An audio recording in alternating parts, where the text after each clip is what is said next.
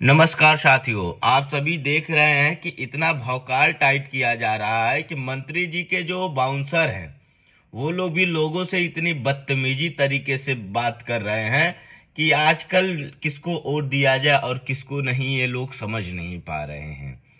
आजकल राजनेताओं का ये हाल है कि सिर्फ आपसे काम निकालने के लिए हाथ की विनती और हाथ की जोड़ाई करते हैं।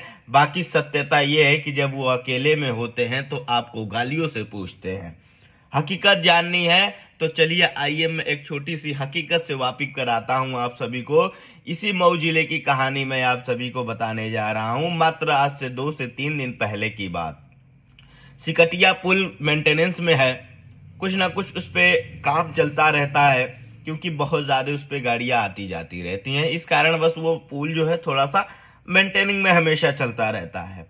तो मेंटेनिंग चल रहा था उस पे और मेंटेनेंस का काम भी चल रहा था। तो उसी दौरान 2 लोग उस पे जाते हैं जिनका नाम पद्मेश तिवारी, राजू सिंह था। वो दोनों लोग अपनी गाड़ी में वैगनार में सवार थे।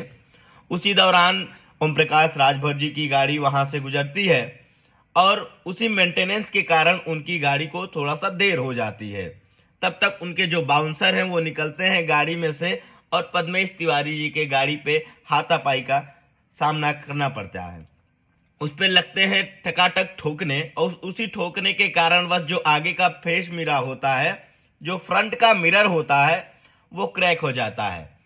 तब पद्मेश तिवारी जी बोलते हैं कि क्यों मेरे गाड़ी पे ठोक रहे हो। तो बाउंसरों का कहना यही रहता है कि मुझे ठोकने के लिए ही रखा गया है। तो ये बताइए, जब मंत्री जी उस गाड़ी से उस चीज को देख रहे हैं, उन सब सारी क्रियाकलापों को देख रहे हैं और वो ऐसे बिहेव कर रहे हैं जैसे कि उनको लगता हो कि वो कभी देख ही नहीं रहे हैं और उनको पता ही नहीं है कि हमारे बाहर क्या हो रहा है, पर वो सारी चीजें उनके संज्ञान में हो चुकी हैं।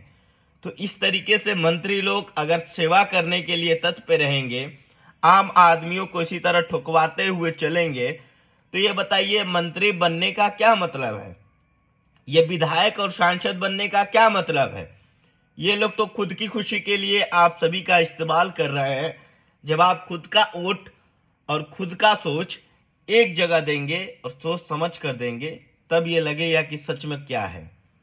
तो मैं यही कहना चाहता हूं कि ये तो सरासर गलत हुआ।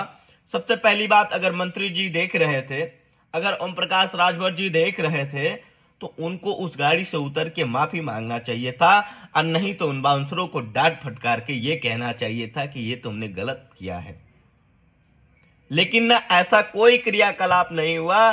शांति से ओम प्रकाश राजभर के बाउंसर निकले और उस गाड़ी पे धनाधन मारपीट लगे, अपने हाथों से क्रैक करने के बाद शीशा को। उसके बाद ओम प्रकाश राजभर की गाड़ी ठीक उनके गेट के फ्रंट के बगल में खड़ी थी, पर ओम प्रकाश राजभर ये सारी कहानियों को देखते रहे।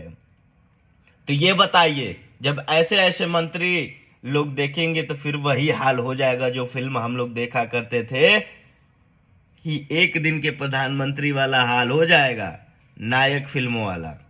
कि जब दंगा लगता था ना, तो मंत्री जी खुद फोन करके कहते थे कि मरने दो, और यहाँ भी वही हाल किया जा रहा है। तो आप सोचिए कि अब क्या होना चाहिए। यह निर्णय मैं आप लोगों के हाथ में छोड़ता हूँ। जय हिंद, जय भारत। क्योंकि हमारा काम था सत्यता से वाकिफ कराना, वो हम करा चुके हैं। अगर इस तरीके की छवि और अगर आपको प्रूफ देखना है तो पद्मेश तिवारी जी के यहाँ बकायदे एप्लीकेशन पड़ा हुआ है, इश्तेहार पड़ा हुआ है और इस पे एफआईआर करने की मांग चल रही है। धन्यवाद।